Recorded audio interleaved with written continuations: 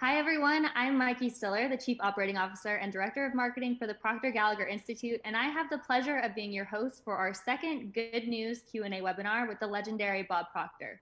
To start today's webinar, Bob is going to talk with us about how you can maintain control of your attitude in the face of obvious difficulties, and then we're going to open up the remainder of the call for questions.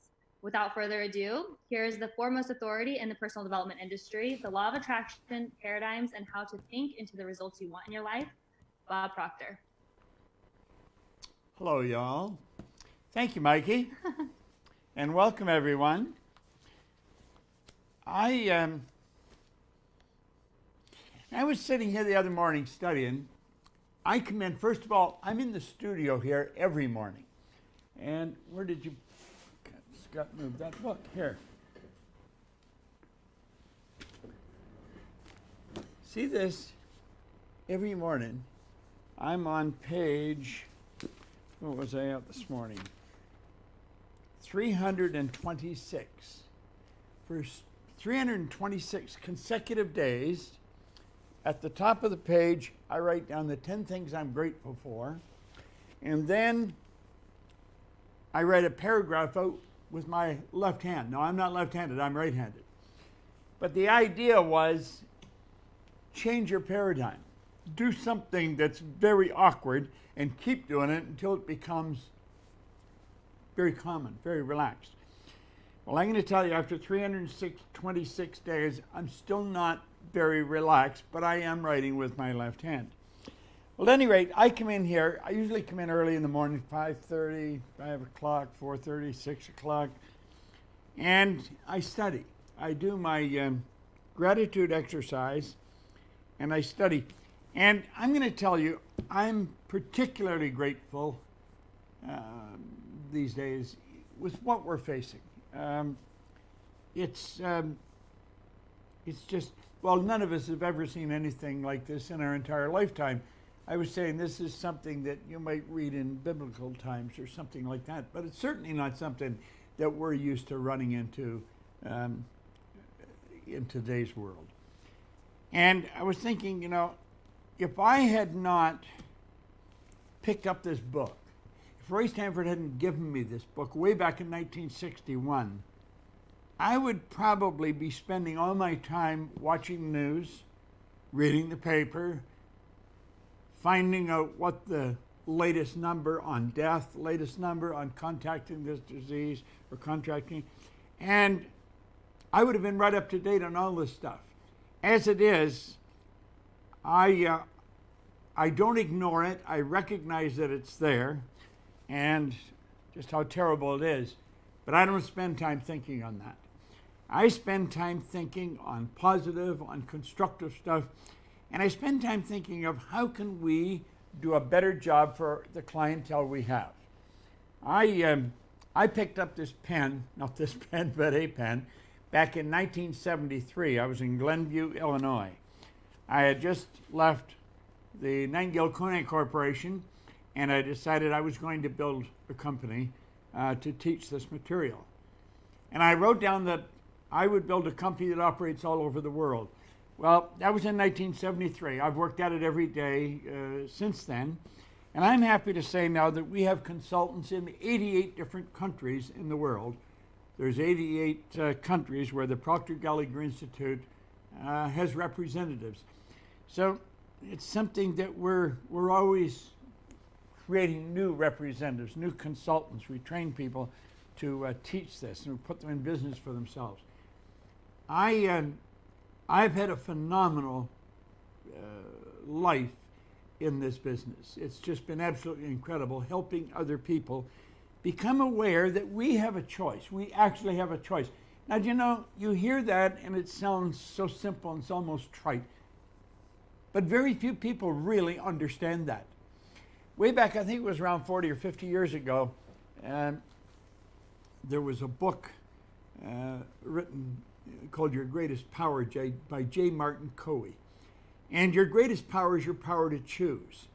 We can choose what it is we want to think about. We can choose what it is we're going to be talking about.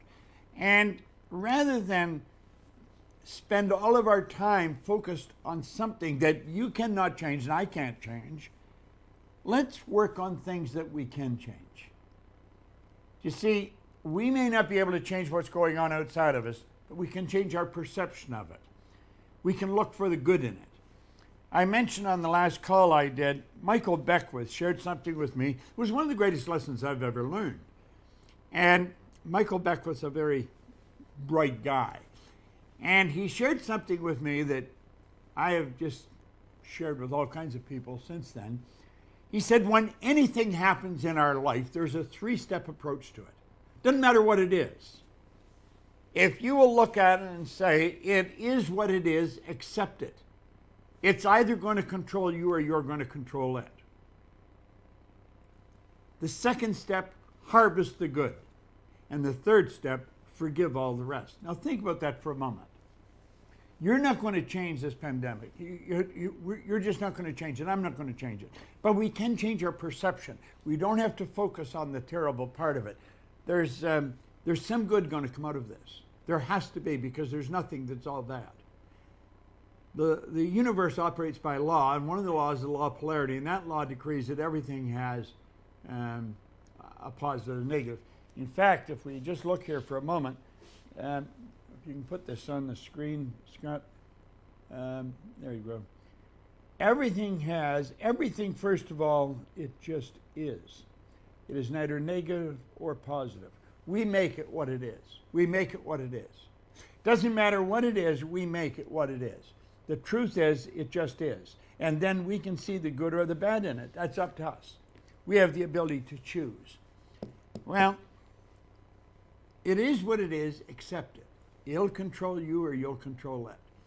Number 2, harvest the good. There's good in everything. And number 3, forgive all the rest. Now, that was one of the best things I've ever learned. And I was saying here, what we want to do is maintain control of our attitude, and while we're facing obvious difficulties. You're going to have difficulties all the way through your life. And if you don't learn how to work with them, handle them, you're going to lose. Now, I was losing until I was 26. And then I was given this book. Now think, I had no formal education. I had absolutely no business experience. I had a bad work record, and I was going nowhere. And the man said, if you will use this book, if you'll do exactly what we tell you, do exactly what this man suggests. This is Napoleon Hill's book, Think and Grow Rich.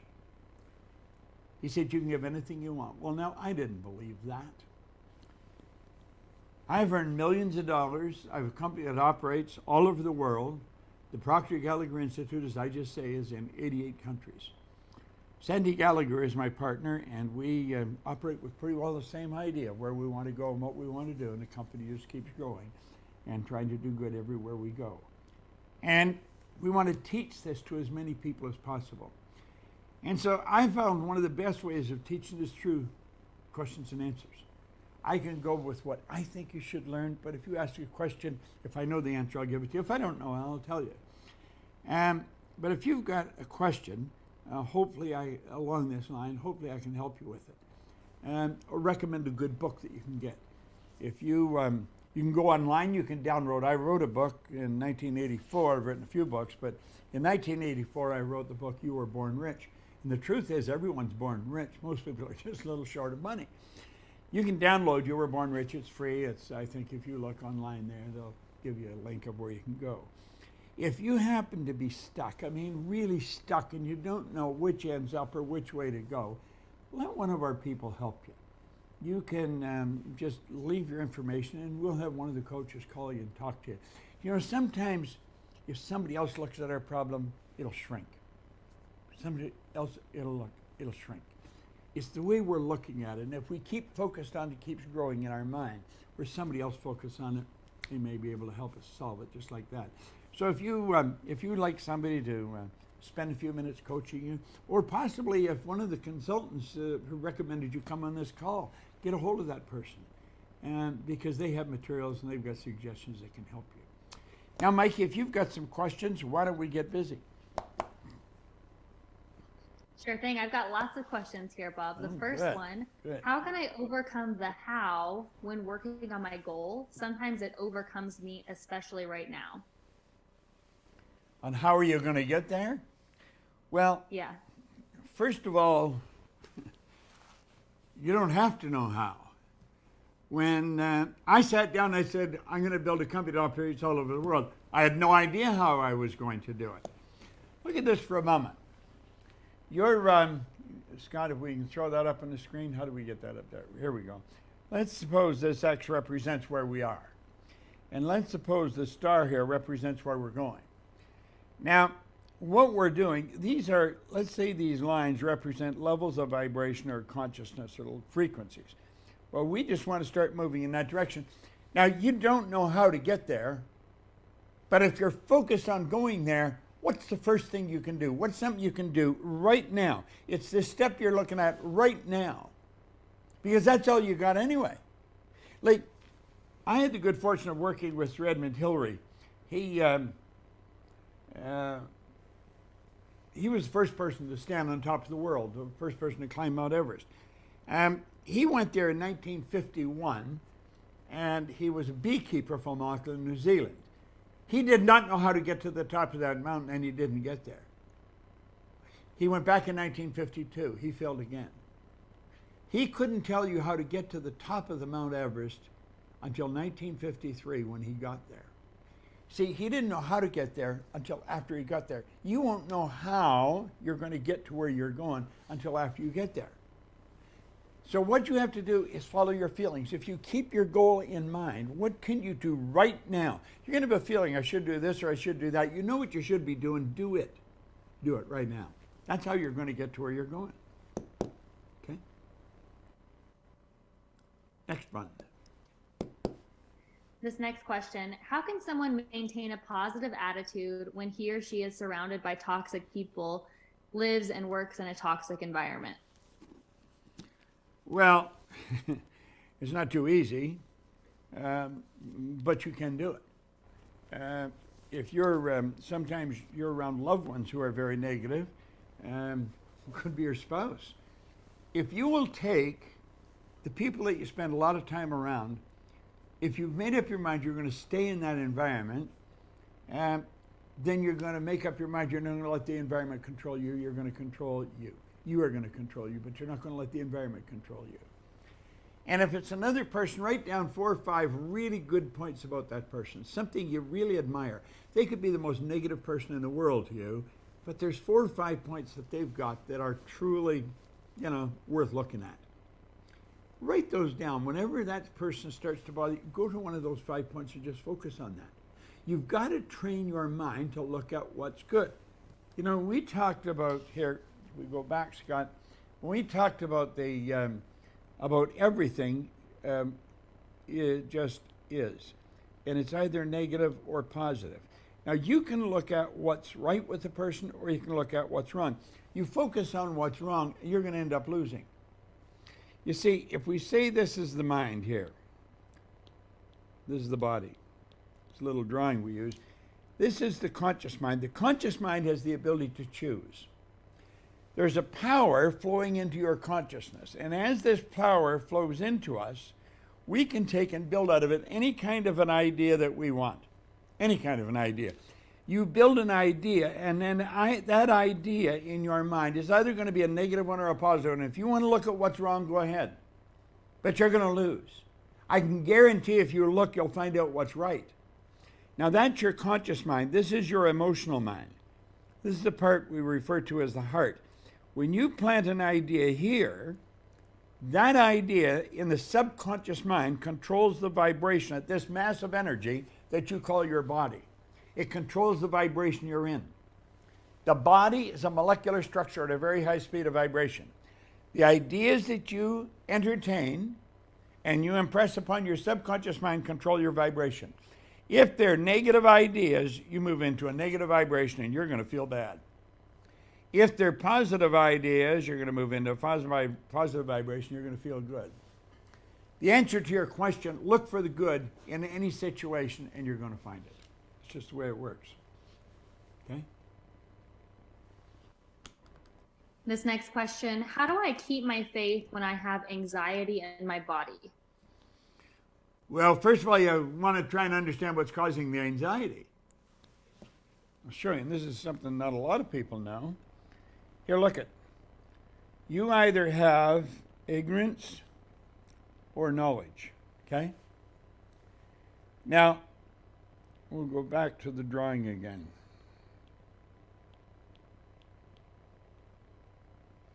If you're taking notes, definitely write this down.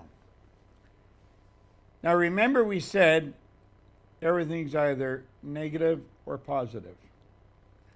You have the ability here to think.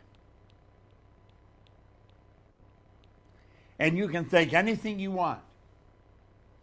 If you're looking at something and has to get done and you don't know how to do it, one of the most common things to do is to doubt your ability or to worry. That is building a negative idea. And if you doubt or worry and you turn that over to what we call the emotional or the subconscious mind, you're going to set up an emotional state called fear. That fear must be expressed through the body. See, there's a power, it flows in, it flows to and through us. Well, as it flows in, if you're worrying or you're full of doubt or worry, that's negative information. You give the negative concept, you get emotionally involved with the worry, it sets up something called fear. Fear expresses itself on a physical level as anxiety.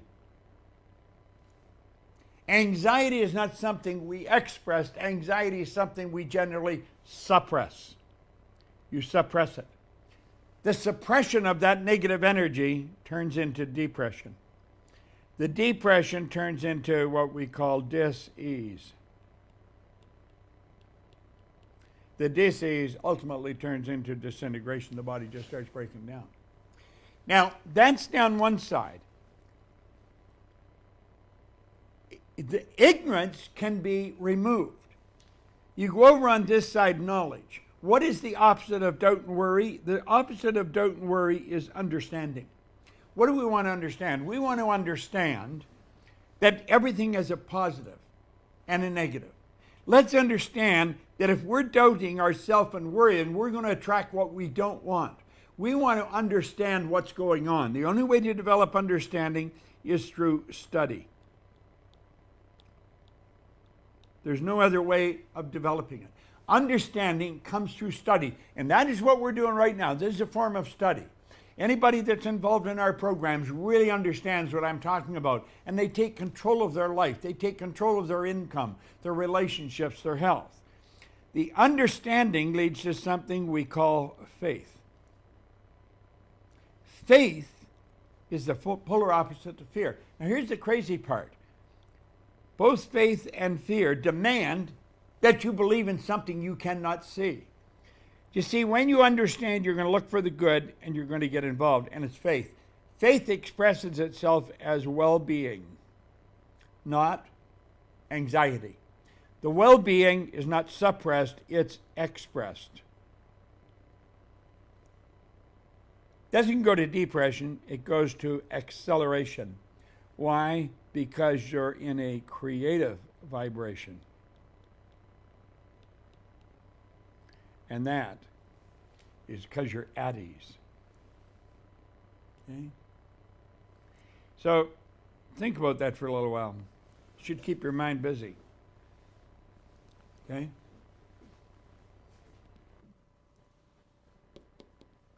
Bob, this next question, how can we deal with the flood of news in the media without getting scared, especially the many different expert opinions about the breakdown of the economy? Well, first of all, I quit thinking about it and quit studying it. That's what you're doing, studying it. You don't have to study it. I have not read the newspaper today. I don't intend to. I have not turned on CNN. I honestly believe, I learned this a long time ago, if there's anything that you should know, you will overhear it in conversation. Get busy, get into a good book. The time you're spending on here, we're not going to be talking about all those bad statistics. We're not going to be. We're going to be talking about something good. Talking about something that'll make you happy. Here's a book that I've got here. Sandy Gallagher gave me this. It was Attaining Your Desires. This little book was written in 1920. It's a phenomenal little book. I've been studying it for the last month. It's really a great little book. You overcome that tidal wave of information by studying the polar opposite. Get into some good information. Get a good book on poetry. Start reading Think and Grow Rich by Napoleon Hill. It's such a good book. You know, get involved in one of our programs. We have people in coaching programs from all over the world, and we're showing them how to get the best out of themselves, how to keep moving in the right direction, how to set and achieve goals. Anybody who wants information on any of this, just leave your information. We'll send you information on it. Or if you're stuck, talk to one of the coaches for a half hour. It's not going to cost you a cent. We'll give you the coaching lesson, and sit down with one of these people. Have them explain how this all works on a one-on-one basis with you. Take your own particular situation and let us talk to you about it. You'll find that you can take control of it. You see, one person with God is a majority. You're God's highest form of creation. There's nothing on this planet that will equal you.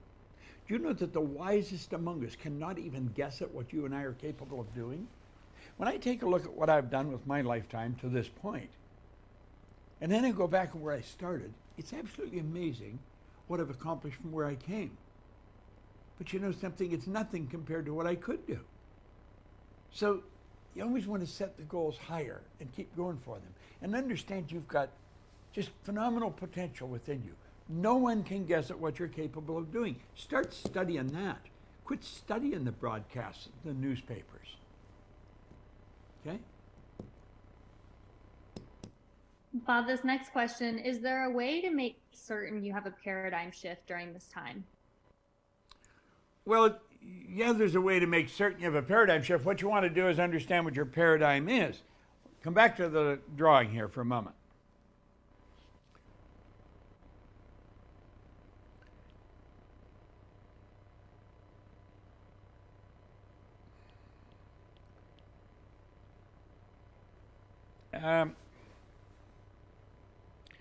Your subconscious mind will accept anything you give to it.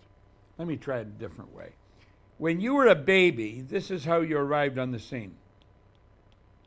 Your subconscious mind was wide open. Whatever was going on in your outside world was going right into your subconscious mind. That's why you learned the language you learned. Now think of this. If you'd been taken out of your home, and let's suppose you're taken out of an English-speaking home in New Jersey and placed in a Chinese home in the suburbs of Shanghai, you would probably grow up fluent in Chinese with no knowledge of the English language. You would grow up eating Chinese food in the total Chinese culture. Meanwhile, you could have a brother or sister that's growing up in that English-speaking home in New Jersey. Both come from the same parents, totally different programming. Now, there's programming in there that's genetic. That's why you look like some of your relatives. If you think on where you come from, first of all, a little particle of energy from mom and a little particle of energy from dad came swimming along, and bingo, they were in resonance, and that became the essence of you. Well, that little particle of energy kept attracting energy for the next 280 days. Now you have to ask, where did the little particle from mom come from, and where did the little particle from dad come from? It came from her mother and dad, his mother and dad. Where did it come from them? From their parents. So there's a genetic conditioning that passes down from over generations. Now this genetic conditioning is very powerful.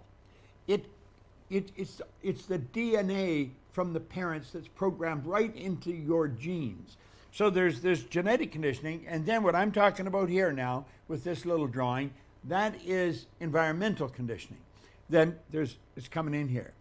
Now, as this goes along, there's an idea or a program being built in here we call it a paradigm. Now, the paradigm is nothing but a multitude of habits. It's a multitude of habits. As time goes on, here we'll come back now. The conscious mind begins to develop.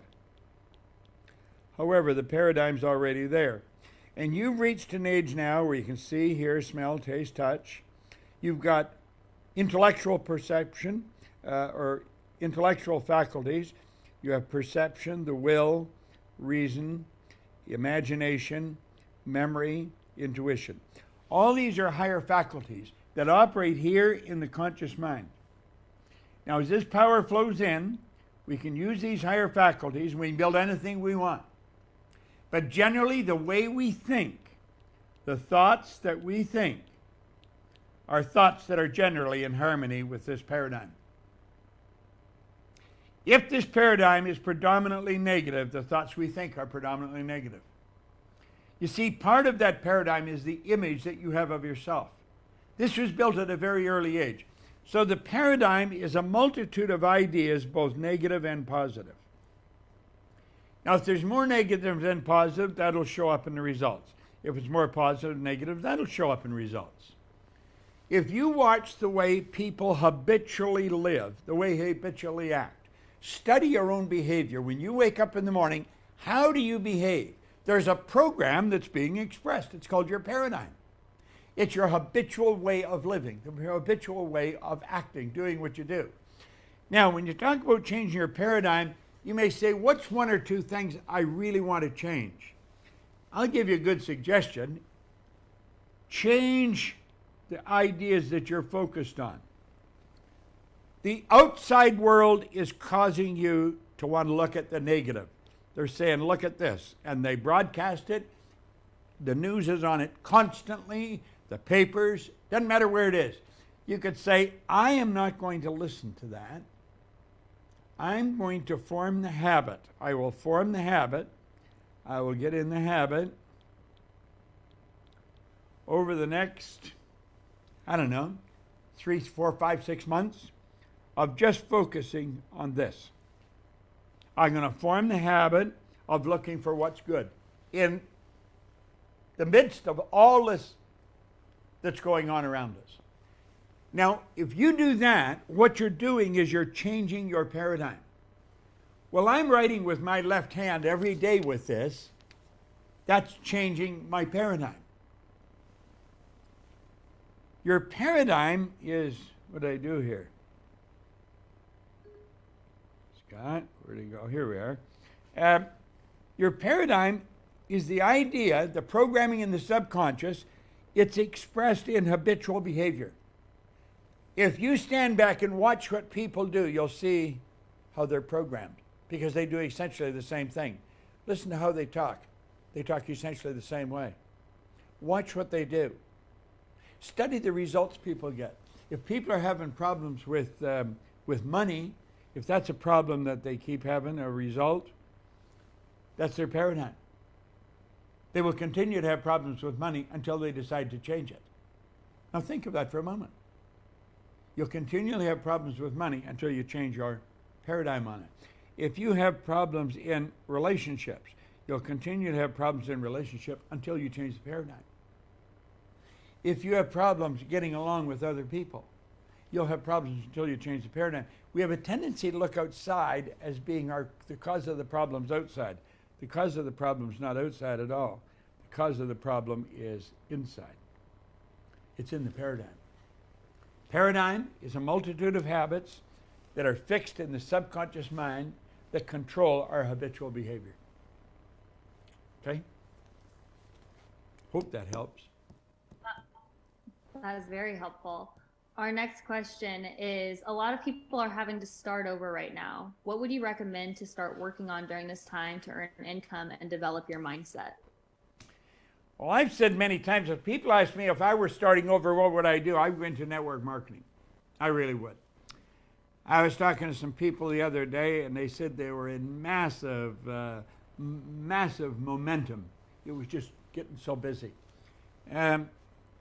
I think network marketing is a great thing. I'm not a network marketer. I've been in this business as long as network marketing has been going. And network marketing started about the same time I started, and it had been going for a while. But I think it's a phenomenal way people can work on their own. They decide what they're going to earn, decide where they're going to work. It's just a great concept. And if I were out of work right now, if I was in a position where I was laid off, I would look for somebody that's doing very well in network marketing, and I would ask them to show me what to do. That's what I would do. Don't just go to anybody. Thanks, Bob. Go to somebody that's very successful. Do a little research. There's a lot of very successful people. Okay? This next question, knowing and embodying things are very different. How can we develop a deeper awareness of self? Oh, well, develop a deeper awareness of self. You've got to continually study what we're talking about here. You see, first of all, let's take a look at this. Now, first of all, you are a spiritual being. You live in a physical body. You've been gifted with an intellect. Now, spirit is omnipresent. Spirit's 100% evenly present in all places at the same time. Your spiritual DNA is perfect. In fact, that's what I'm writing every day with my left hand. I'll read it to you. I'm so happy and grateful now that I realize my spiritual DNA is perfect, and that perfection is within me. I begin each day looking for areas of my life where I want to see that perfection expressed habitually. That's what I've written every day, 326 days. And I'll continue to do it for the rest of the year. We're spiritual beings. Now, spirit is omnipresent. I don't care what you're studying. I don't care what religion you belong to. It's Christian, Hindu, Muslim, Jew. It doesn't make any difference.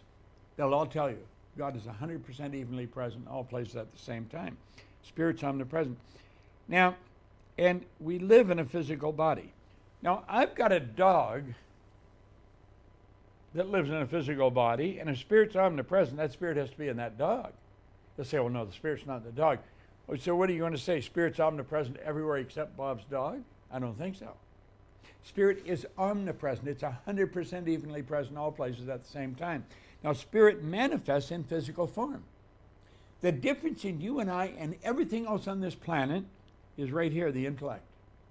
I mentioned it earlier. It's perception, the will, reason, imagination, memory, and intuition.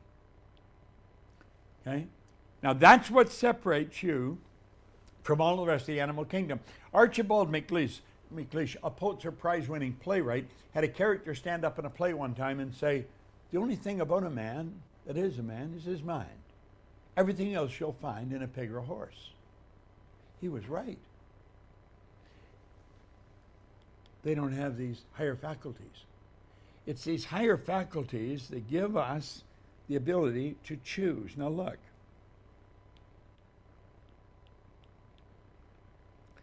You can see, hear, smell, taste, and touch.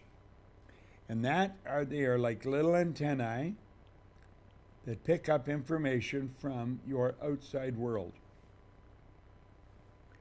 And as that information flows in, you're getting information from outside. This power that flows in, you can turn into anything you want. You've got the ability to choose. That's where reason comes in. You can take with reason and you can choose anything. But you know what we let stop us? Logic. We let logic stop and say, well, yeah, that's illogical. It's like, anything heavier than air is attracted towards the center of the earth. You see, if I let this pen go, you know it's going to fall. That didn't stop the Wright brothers of introducing us to a new kingdom. Edison illuminated the world. Do you know why? They got an idea here in their conscious mind, and they say, I am going to execute. I'm going to make that happen. And that's what you want to do. That's what our company is all about, helping people build dreams. I have something here. I've got to read it to you. Where is it? I love this. It was just something I was working on a presentation with this in it.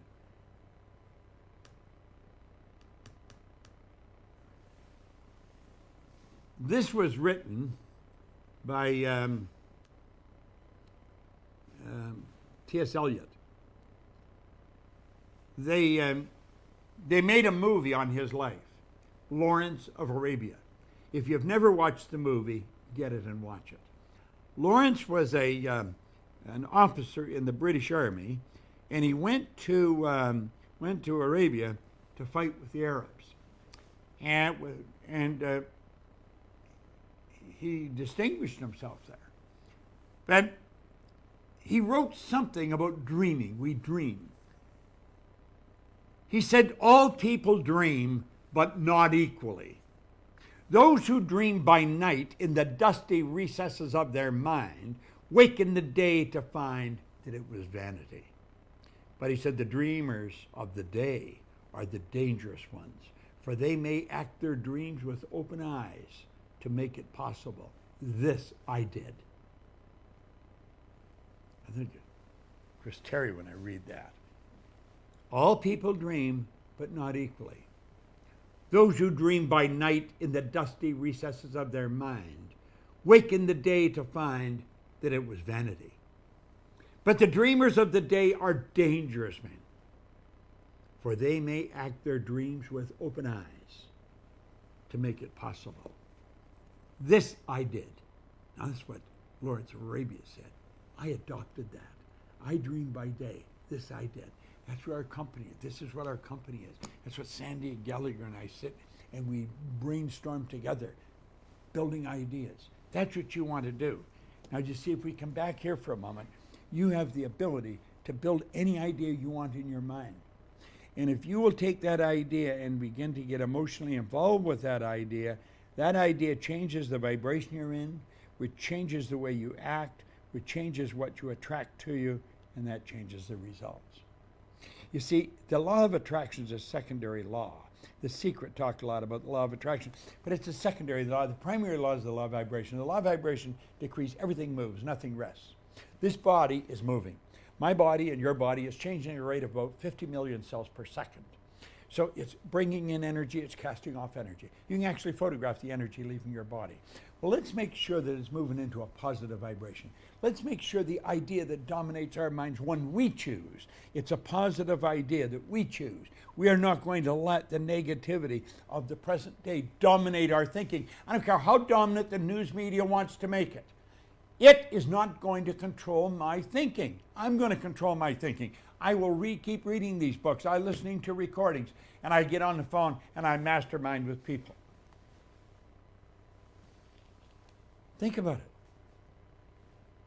What's the next question, Mikey? I probably get off track on that. I get in a little bit of a soapbox there. This next question, how do you avoid drifting on your goals? How do you avoid drifting? Yes. Okay, well, let's come back here to the drawing for a moment. Now, we talked about it. It's through reason and probably imagination that enables us to build the picture of what we want.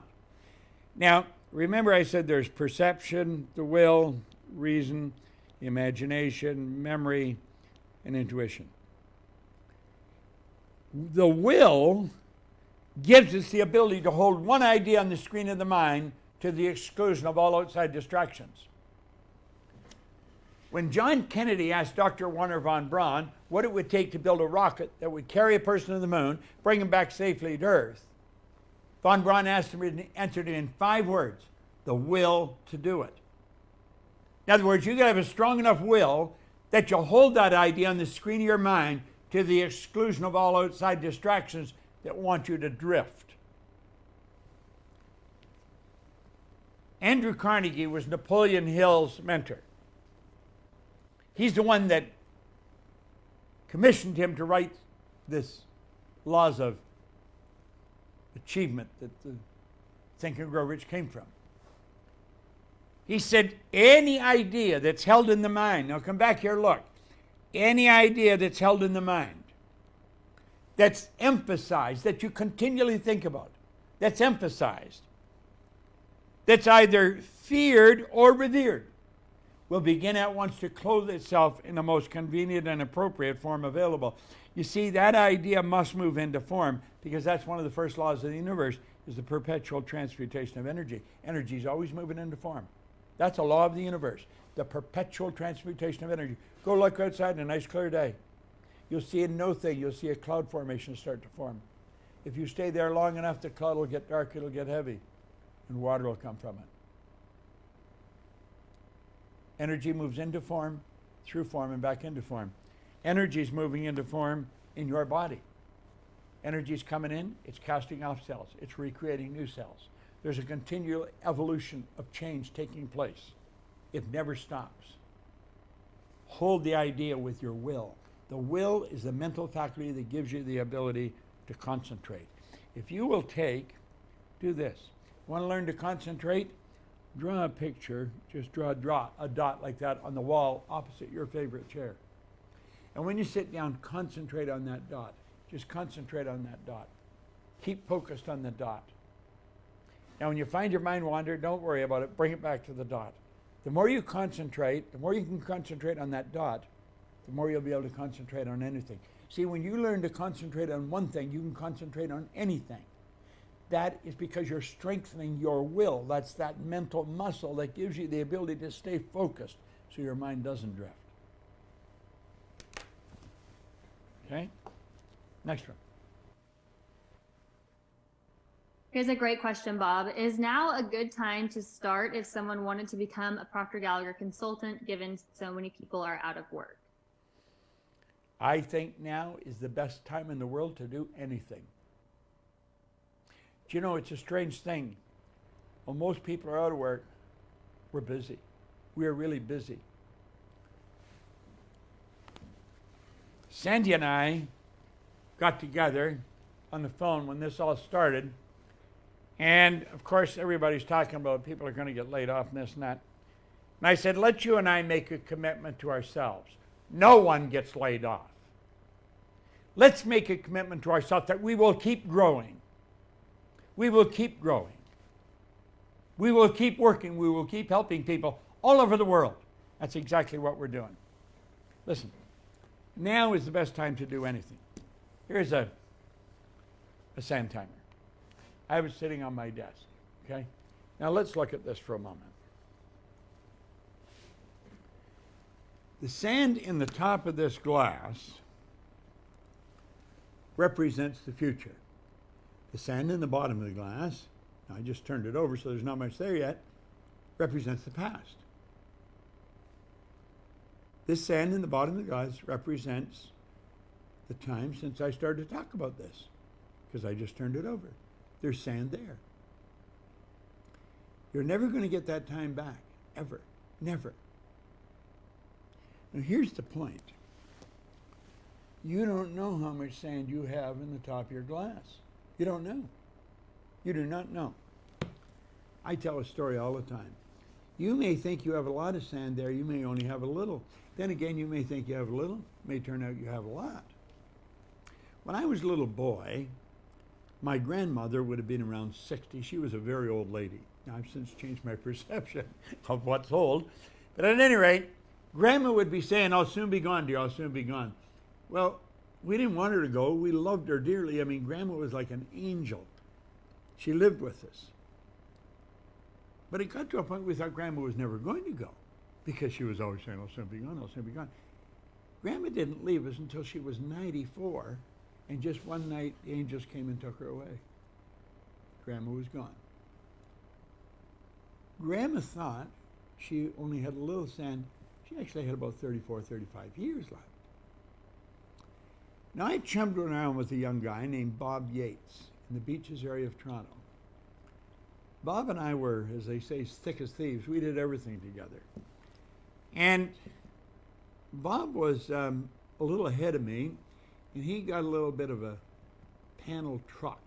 It was like a car that was open at the back. And he started to do work. He was only 16. Still going to school, but doing carpentry work and painting and everything. He was coming in the Kingston Road Highway. He had 16 gallons of red paint in the back of his truck. And he hit the abutment of a bridge, a concrete bridge. There was paint all over that bridge for many, many years. Every time I went through there, I'd see it. Bob's life, boom, like that, was snuffed out. If you had asked Bob that morning how much time he had left, he would have said a half a century for low. He didn't have a half hour. He was only 16. Here's Grandma at 60 saying, I'll soon be gone. She was there till 94. Bob at 16, was all over. Now here's the point. You don't know how much sand you have left in the top of the glass. You can't do anything about what's in the past. If you want to do something, you do it right now. Don't put it off. Make a decision. And there's only one prerequisite for making a decision, and that is, do you want to? That is the only prerequisite. Do you want to?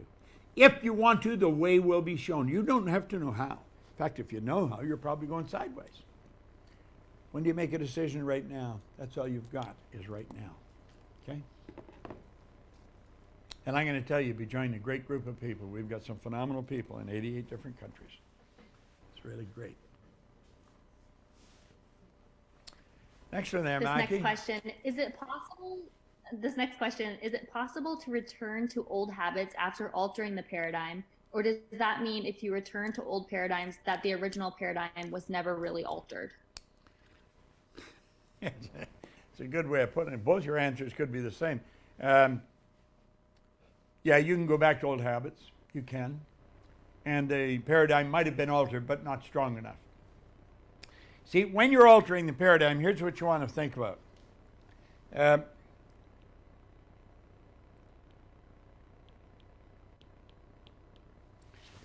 The paradigm is a multitude of ideas. So what we're going to do, we're going to take a negative one. There's both positive and negative. We're going to take a negative one, and we're going to replace it with a positive one. So we make a conscious decision, I'm going to start to do this, a positive idea. Now to do that, we have to impress that idea upon our emotional mind. You may not get it fixed in there. You keep impressing it over and over and over again, and you'll keep doing it. But if something draws you away from it before it gets fixed in there, it's like a little tree. When you plant a tree in the ground, it grows up as just a little twig. And you could take 2 fingers, pull that tree out of the ground. But leave that seed there working for a while, and that root takes and grows right out. That's what happens with ideas. They have a strong root base. They're difficult to break or difficult to change, but you can change them. So the answer is, maybe you didn't make the change strong enough, and you've just gone back to the old one. Make up your mind that isn't going to happen to you. If you're going to change it negative for a positive, make sure that the change is permanent. Okay? All right, this next question. What's the difference between materialization and manifestation, and how do we apply it in daily life? Well, there isn't any difference. The materialization and the manifestation, you're talking about exactly the same thing. And how do you apply it in your life? Well, here it is here.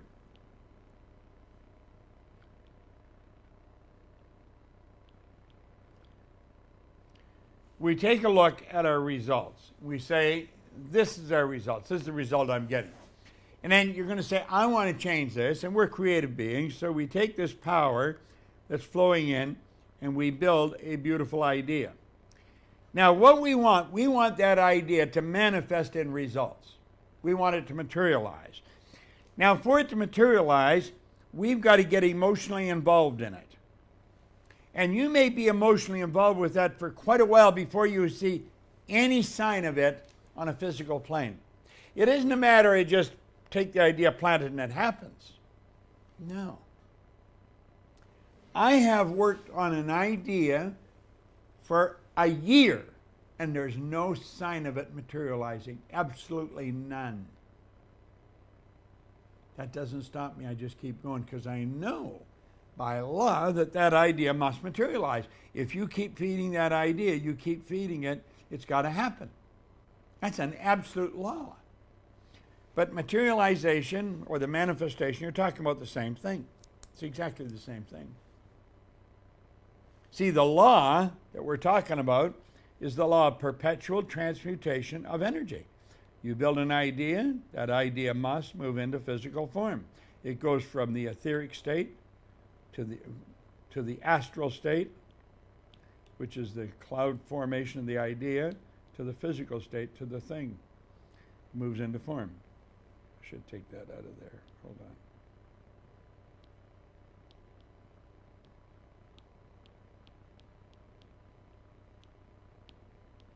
Where the hell did that go? I lost it.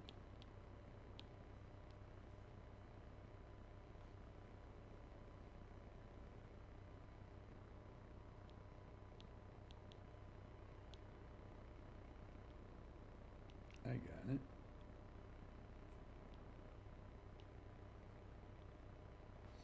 There we go, yeah. See, it goes from the etheric state here to the astral state, the idea, to the thing, to the physical result. So it's from the etheric, from just pure, unadulterated spirit, to the intellect, to the physical. We live simultaneously on three planes of understanding. You're a spiritual being, you have an intellect, and you live in a physical body. We're creative beings. That's why we're creative beings. We're creating God's image. We can literally create. And we do. Now, creation isn't, we talk about creation, you're not making something out of nothing. You're causing energy that's in an etheric state to move into physical form. So we give it form through the idea. And by holding the idea, it must manifest in physical form or results. Okay? Yeah. Now here's the point. No one knows what the gestation period is for an idea. You build the idea in your mind, no one knows how long it takes for that idea to move into form. But we do know one thing, it must move into form. That's a law. So just because it's not happening as fast as you think it should, that doesn't mean it's not going to happen. Okay?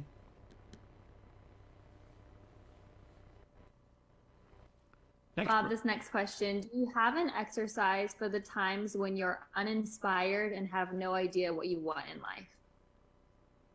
I got an excellent exercise for that. I make sure I don't get like that through the day because every morning I sit and I write 10 things I'm grateful for.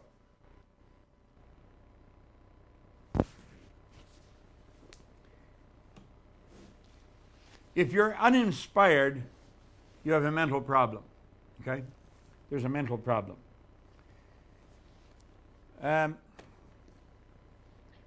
Wallace D. Wattles wrote in a little book, The Science of Getting Rich. Let me get that for a moment.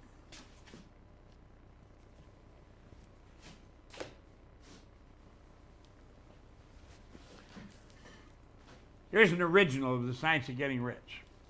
My dear friend Mary Morrissey gave me this, and here's by the same publisher Sandy gave me Attain Your Desires, Genevieve B. Rand. But at any rate, The Science of Getting Rich, I'm going to find it. Where is that chapter?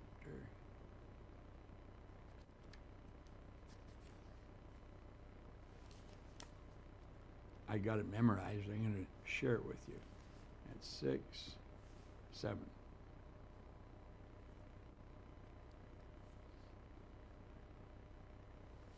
Now listen to this.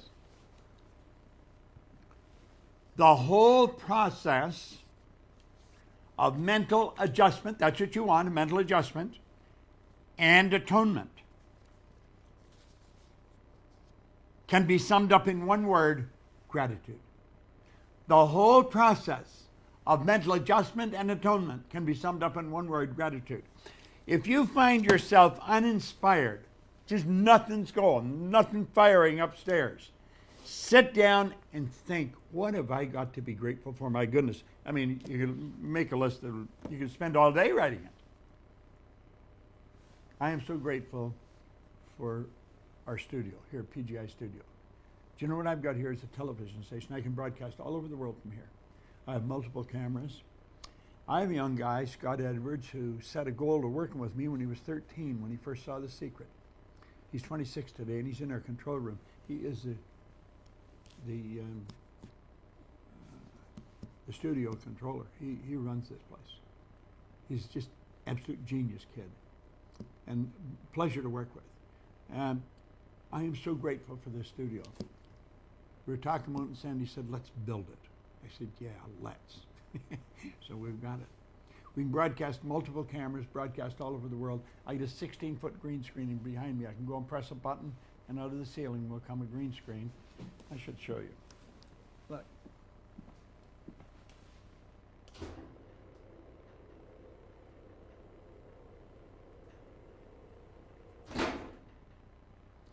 "16 feet.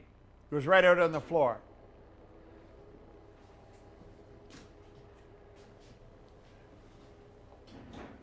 That means I could put me on the Riviera, take me anywhere in the world, and we can broadcast all over the world from here.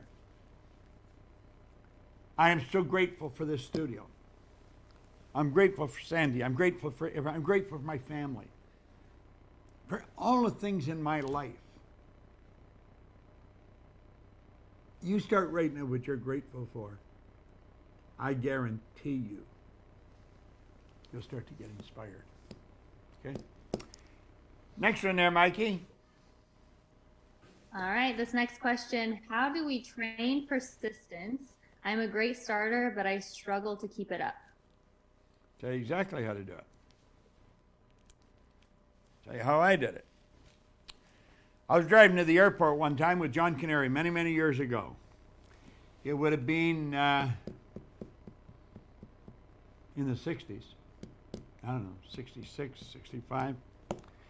And the two of us were talking. We said, what is one quality that sort of above all the others? And we arrived at the conclusion that persistence was. He said in here, he said, there may be no heroic connotation to the word persistence, but he says the quality is to the character of the human like what carbon would be to steel. Now, I'm going to share this with you.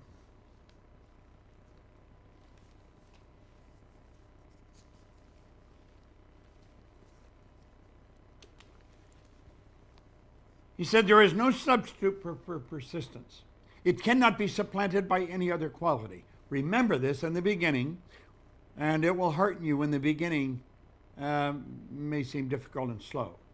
Those who cultivate the habit of persistence, seem to enjoy insurance against failure. No matter how many times they are defeated, they finally arrive upward toward the top of the ladder. Sometimes it appears that there's a hidden guide whose duty is to test people through all sorts of discouraging experiences. Those who pick themselves up after defeat and keep on trying arrive, and the world cries, "Bravo, I knew you could do it." The hidden guide lets no one enjoy great achievement without passing the persistent test. Those who can't take it simply don't make the grade. Those who can take it are bountifully rewarded for their persistence. They receive as their compensation whatever goal they are pursuing. Now listen to this for a moment. He's obviously writing this book from New York. He says, these lines are being written. I look up my work and I see before me, less than a block away, the great mysterious Broadway, the graveyard of dead hopes, and the front porch of opportunity. From all over the world, people come to Broadway, seeking fame, fortune, power, love, whatever it is that the human being calls success. Once in a great while, someone steps out from a long processions of seekers, and the world cries, "Bravo, I knew you could do it." Okay. But Broadway is not easily or quickly conquered. She acknowledges talent, recognizes genius, and pays off in money only after a person has refused to quit. Then we know this person has discovered the secret of how to conquer Broadway. The secret is always inseparably attached to one word: persistence. Well, of course, I'd read that a few times, and we decided that that was the quality we needed more than anything else. Now, that was in the 60s. I'm still going strong. I'll be 86 in a couple of months. I have no intentions of slowing down. We agreed that we would read that every day for 30 days, once a year. I've been doing that now for 30-some years. That's how you become persistent. Get the chapter on persistence from Think and Grow Rich. Read it every day. I believe we've got a little book with this in it, with all the different examples. Sandy made up one. I will have it put on our site somewhere. It's a little book. Remember, it's a little brown book like that. Do you know what I'm talking about, Mikey? I sure do. And we have the link. We'll add it to the description of this call right when we are done Good today. girl. God, you're on top of it. Man, you're quick. Thank you. This next question, how can we use our perspective to reframe what's happening right now, even if we're in the middle of a really difficult time? Well, understand this. There's a law of rhythm. The law of rhythm decrees that the night follows day. When the tide goes out, the tide comes back in. That winter never follows winter. There will be bad times and there will be good times. If it's just a little bad, it'll only be a little good. If it's only a short way up onto this desk, it's only a short way down onto the floor. You can't have something that's real bad without having something that's real good. Start to know there's something really good coming. There's something really good in this if you want to look for it and find it. Don't make the error of measuring everything from a physical perspective. Don't think death is bad. Death is the same as birth. It's your perception of it that's good or bad. You can change your perception. That is one of the beautiful truths. You see, I think we have it here. Where did we put it? Here we are. Yeah. Bring that back up, Scott. There. You see, I had perception as a higher faculty. Now, you can put something, if I have a challenge, thanks, Scott, I would write the challenge out on a piece of paper, and I'll put it on a desk, and I'll sit and I'll look at it. And I'll keep looking at it. And then I may look at it and say, how would Earl Nightingale look at that? How would Napoleon Hill look at that? And then I may go sit another place at the table and say, how would Edison look at that? You see, if you try and look at it from another person's point of view, your perception will begin to shift. And start to realize that if you keep studying history and studying the laws, you're going to realize that even while we're talking about it, it's changing. It never stops changing. And I can assure you, there's very good times coming. Very good times. I know why I know that, because there's very bad times here. You can't have a long way up and a short way down. The law, it's equal and opposite. If it's 25 feet from that wall to that wall, it has to be 25 feet from that wall to that wall. They're equal and opposite. Okay? Next one there, Mikey. This next question, how can I overcome the thought that my life's path is set? It's not going to change now, so why wish that things were different? Oh my goodness. That's a very bad old-fashioned idea.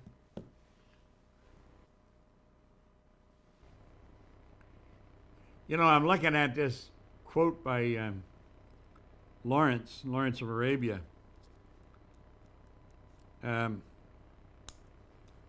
Omar Sharif is in it, and Peter O'Toole. And Omar Sharif said to Lawrence, Allah has written. And Lawrence said, then I won't do it. Then I'll change it. See, he didn't buy the idea that because Allah has written or God said. You have a choice. You choose everything in your life. I chose to focus on what was wrong in my life. I chose to focus on what I didn't like about school. I was a terrible student. I was a loser. I was going in the wrong direction in pickup speed until I was 26 years old. I did nothing of any consequence. I started to read this, and I did exactly what the man, Ray Stanford, told me to do. I followed his direction. Everything changed.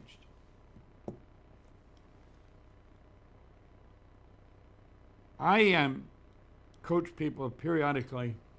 I'll tell them, if you do exactly what I tell you, I'm going to show you how to win. Because I'm going to tell you to do things that I know work, because I've done it. But you've got to do exactly. See, Go to a person that's winning. Find out what they're doing, and then do exactly what they're telling you. Your life is like a blank sheet. What's happened in the past got no bearing on where you're going. It's such a beautiful thought. Get rid of the idea that it's written. It isn't written. You're a creative being.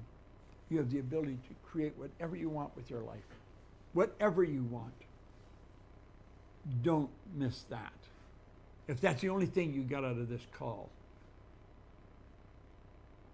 Get on a...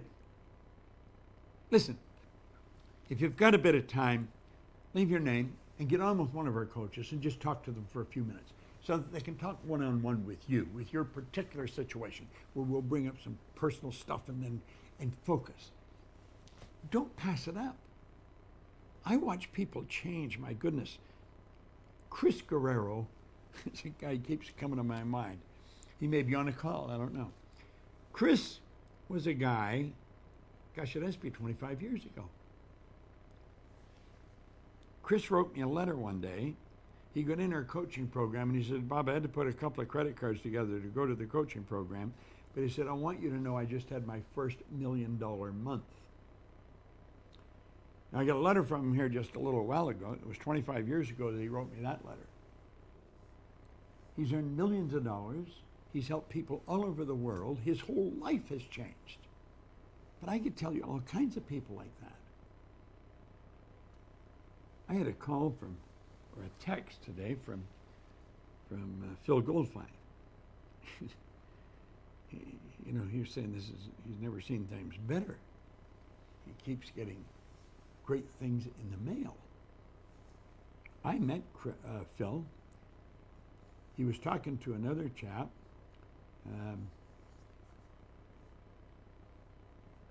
Named Morrissey. And Phil was reading my book, You Were Born Rich. And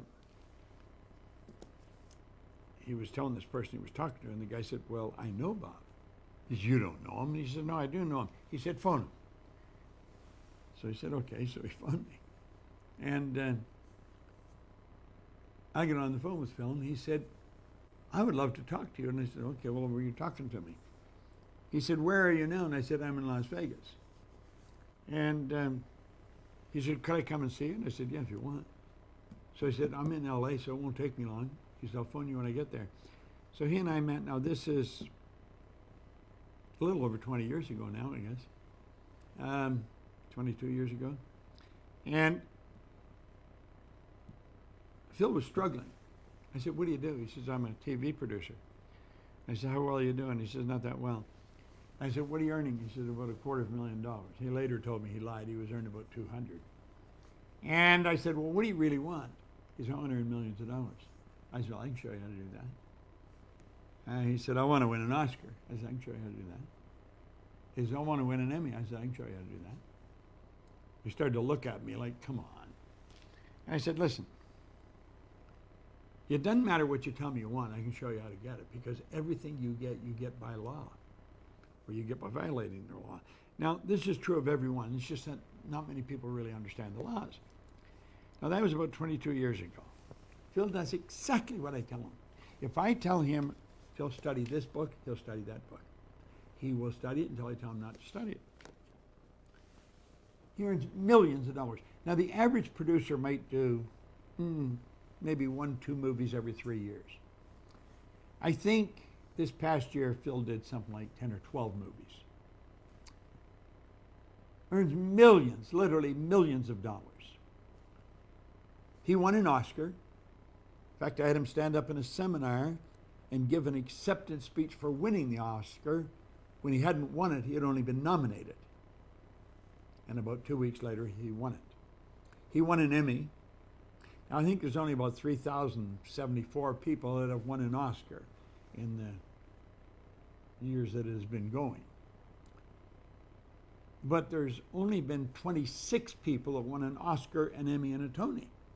You win the Oscar for the movie, the Emmy for TV, Tony for Broadway. Phil told me about a year ago, and he said, Bob, he said, how'd you like to meet me in New York? I'm producing Tootsie. It's opening night. I said, God, I love it. So I jumped on a plane, went down to New York, and we went and saw Tootsie together. And he won a Tony. So he's number 27, Oscar, Emmy, Tony, millions of dollars. But you know something? Does exactly what I suggest. Study. Get studying this. Don't pass it up. Sit down with one of the coaches. Talk to them. Share what your situation is. And they'll show you there's an answer to everything. Listen, you couldn't have a question without an answer. That's like having an up without a down or a hot without a cold. It's the opposite side of the same thing. There'd be no inside of this room if there wasn't an outside of the room. Well, you couldn't have a question without an answer. You give us the questions, we'll give you the answers. Because they're all here. It's by law. What else you got there, Mikey? I want to suggest if you're listening to this, share it with other people. Share it. It's all recorded. Share it. If you don't, send it to your friends. Tell them to listen to it. We need to share more good information. I mean, the media is doing a phenomenal job of sharing the bad information. Let you and I, every one of us, let's make up our mind we're going to share this with a whole list of people, our whole mailing list. Go ahead, Mikey. I love that. This next question, how can I find out what I'm really good at and what my purpose is? Well, I'm going to help you. Your purpose is what you're really good at. So you just have to find one and you've got the other. I watched a woman on television, very good looking lady. She had been a dancer in a chorus in Vegas, but she said she knew she wasn't good enough to be a star. So she decided that she would quit. She loved baking pastry. She went to France, got a job helping great pastry chefs. When I watched her being interviewed, she was one of the world's greatest pastry chefs. She sat down and asked herself, what do I really love doing? That's what she loved doing.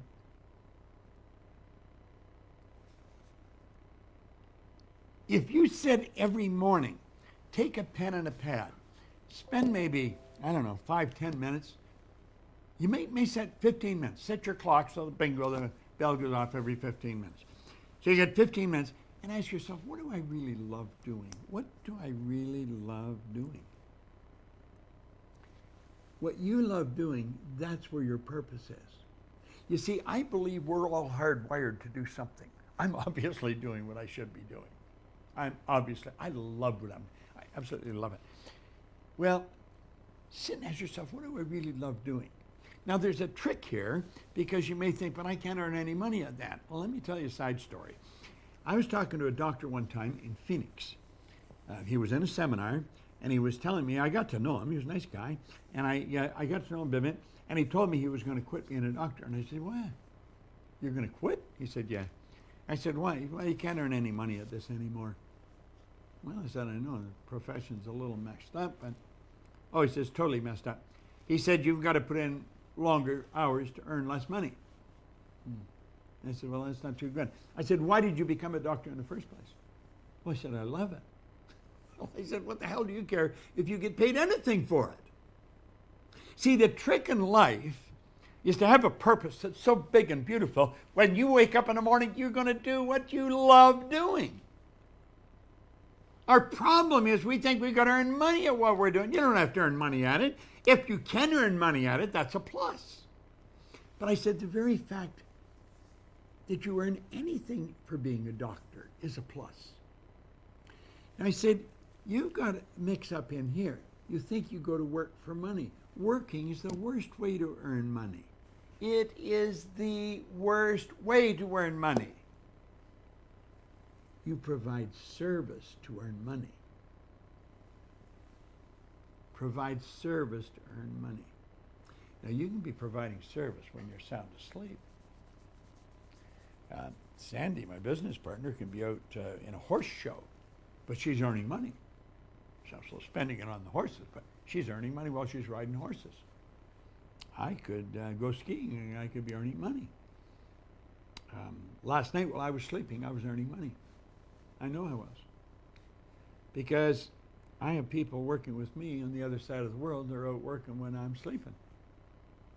You see, you earn money by providing service. That's why I suggested if you're looking for something, for goodness sake, go find a real good network marketing company, because I think it's the best thing in the world. I really do.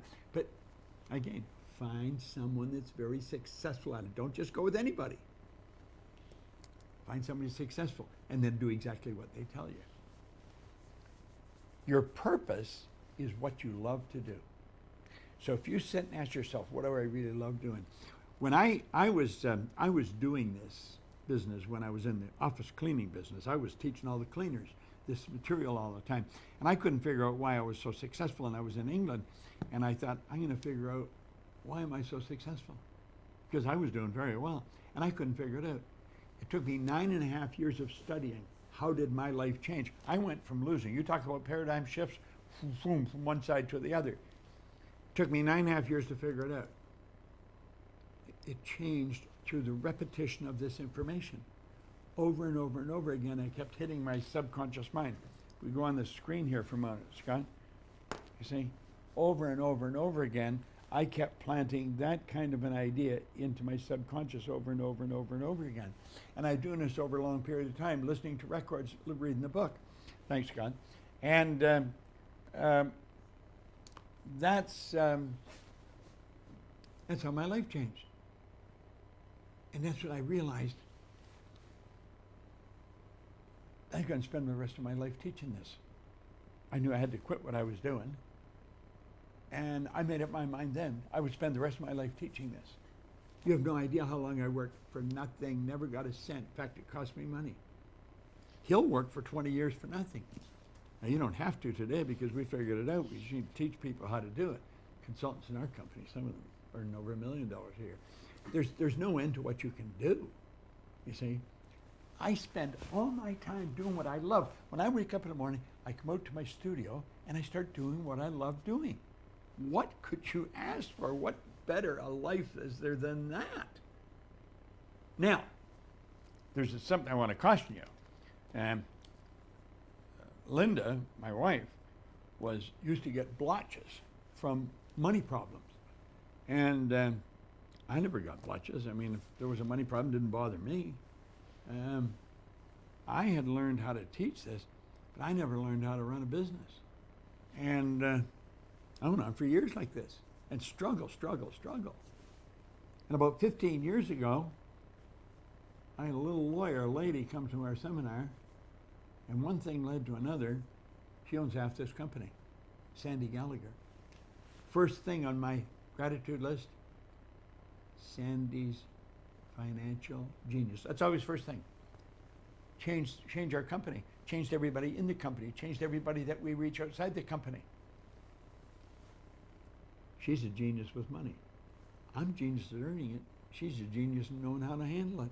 I don't know how to handle it. I couldn't care. I think that's got to be one of the most boring things in the world to do, is look after money. Earning it, it's creative. It's fun. I love it. Look after it, she loves it. Loves it. I'm quite sure she goes to sleep at night counting money. She loves it, but she's really good at it too. Okay.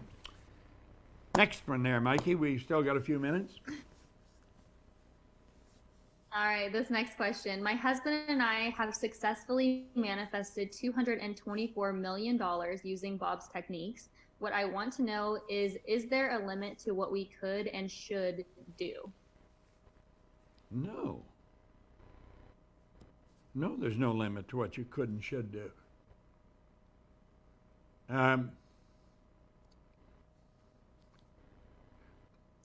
Sandy and I made a decision one day, do good with it, put it to good work. That doesn't mean you should just throw it all away. We build schools in Africa with Cynthia Kersey. Every week, every 10 days, we build a new school. Hundreds of kids are getting educated, getting nutritious food, clean water. I love what we do there. I love it. You know, there's a beautiful thing about money is you can do so much good with it. Money is it's an instrument that enables you to extend the good you do far beyond your own presence. There's no end to what you can do with money. Money's a tool. Money extends the good you can do far beyond your own presence. Think of good you want to do. Keep earning money, keep doing good. It's an instrument, that's all it is. Do good with it. Congratulations, that's good to hear. I meet a lot of people that earn millions of dollars. You see, first of all, you've got to get the idea, a million is not a lot of money. And if you think it is, you're mixing with the wrong people. A million's a little tiny bit of money. You know, it's a strange thing. This is where Sandy and I help each other. You know, we do.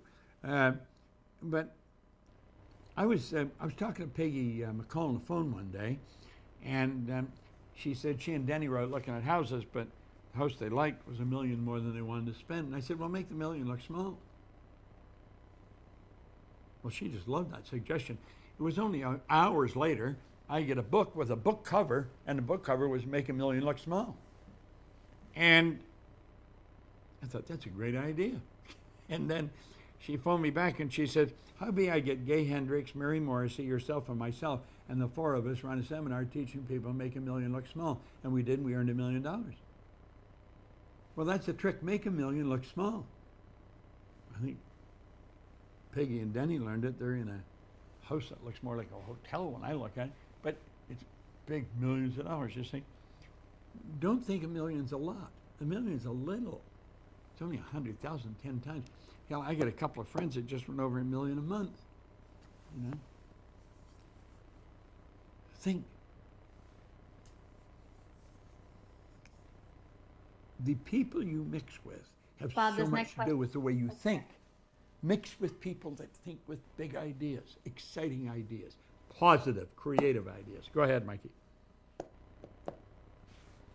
Sorry about that. I think there was a slight delay for a second. Okay, this next question. How do I really make this lockdown and quarantine period productive and fruitful?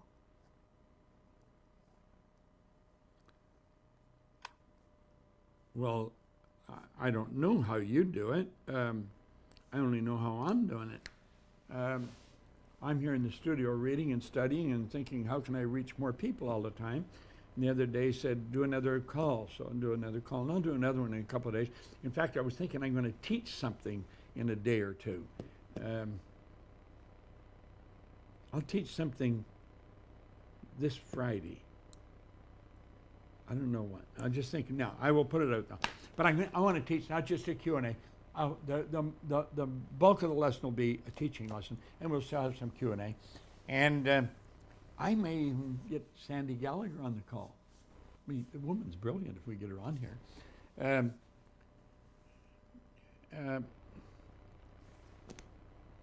What was your question, Mike? I missed it. How to stay productive and fruitful during this time Oh, of yeah. quarantine? Well, listen, stop and ask yourself what your goal is. And then think, how can I best utilize this time? And don't look for what's wrong. Think of what's right. Let me share something with you. Gosh, I had a letter from a dear friend of mine, Terry Elliott. She is a doctor, a damn good one too. Where is it?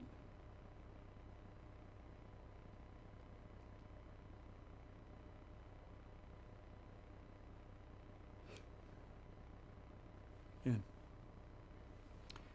She says, when you look for the good, you will surely find it. Traffic is gone.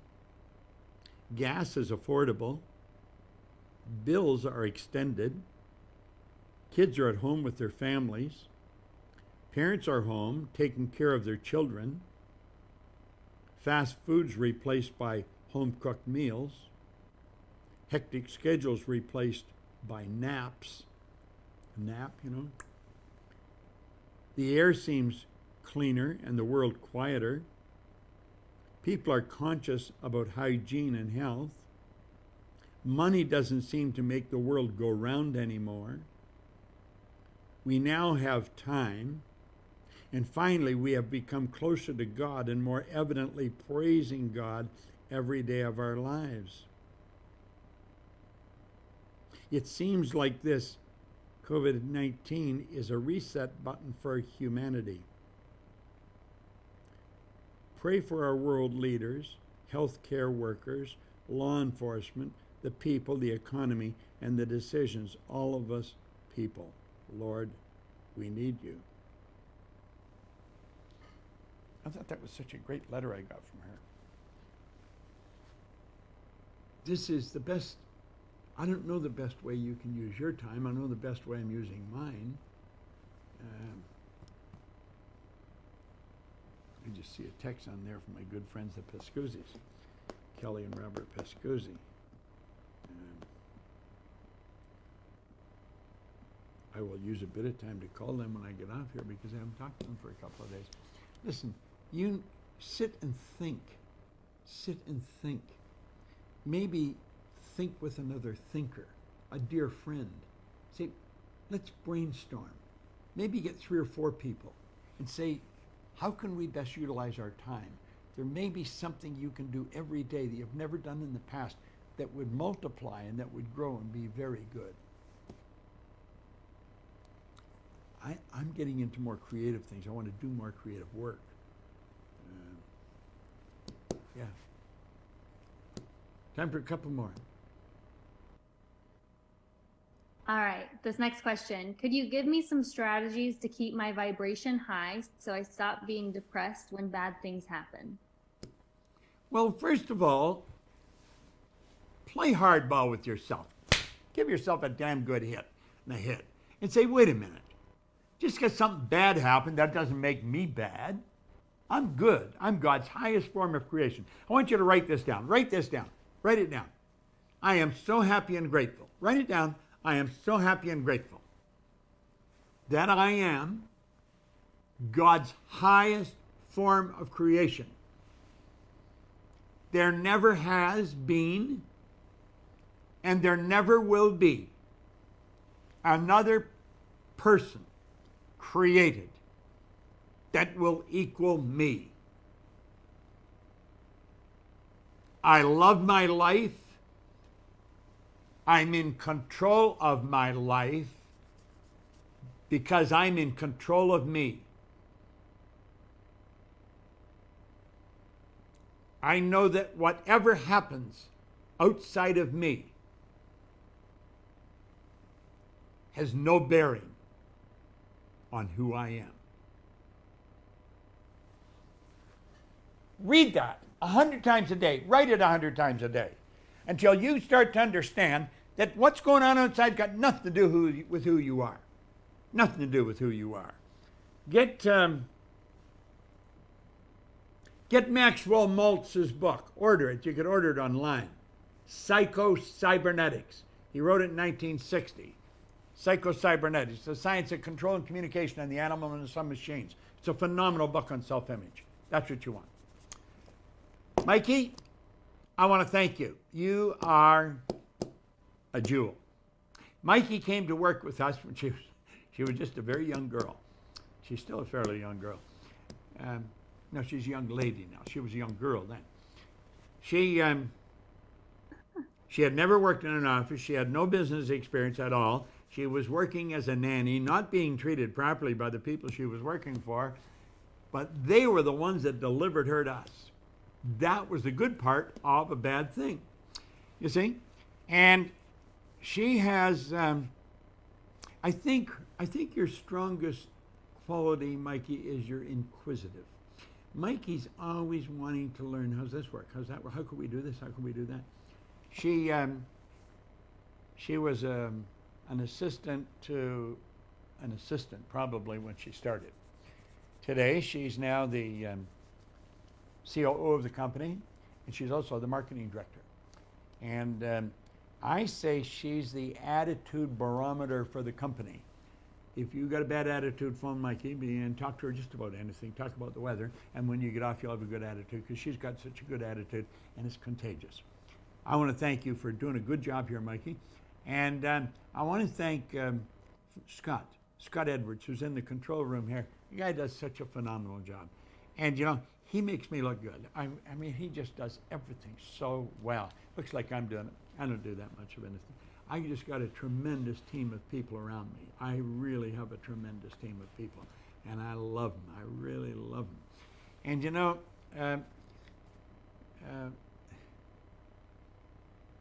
this is the greatest time that we've ever lived. And I say that because it's probably the worst. So what we want to do is start looking for the good. There's something really great going to come out of this. And let's say a prayer for the ones who are transitioning, so that they go to spirit and continue the study, because that's what you're going to do when you go to spirit. You're just going to continue to work. You're not that physical body, you only live in it. And so when we go back to spirit, we continue to work the same as we're working here. Our purpose here is to do God's work. God's work is creation. And God's always for creation, for expansion and fuller expression, make things better. So we want to make things better.